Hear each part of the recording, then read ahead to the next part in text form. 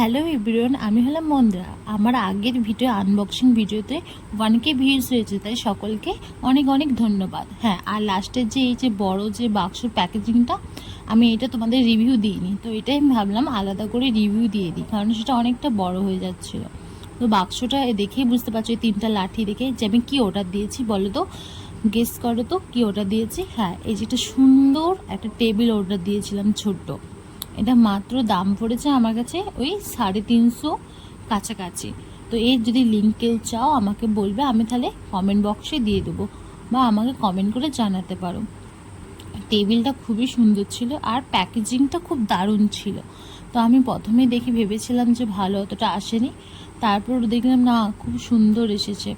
আর লাইটটা এত এফেক্ট খাচ্ছিলো, আমি কিছু বুঝতে পারছিলাম না, বারবার আমি ঠিক করছিলাম। তার ফলে আমি ভাবলাম যে রুমের দরজাটা লাগিয়ে দিই, লাইটটা ভালো আসবে, কিন্তু তারপরেও লাইটটা ভালো আসেনি।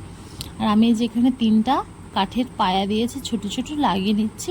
তো প্রথমে ট্রাই করছিলাম, লাগছিল না, তারপরে এক এক করে ভালো করে সবগুলো লাগিয়ে নিলাম।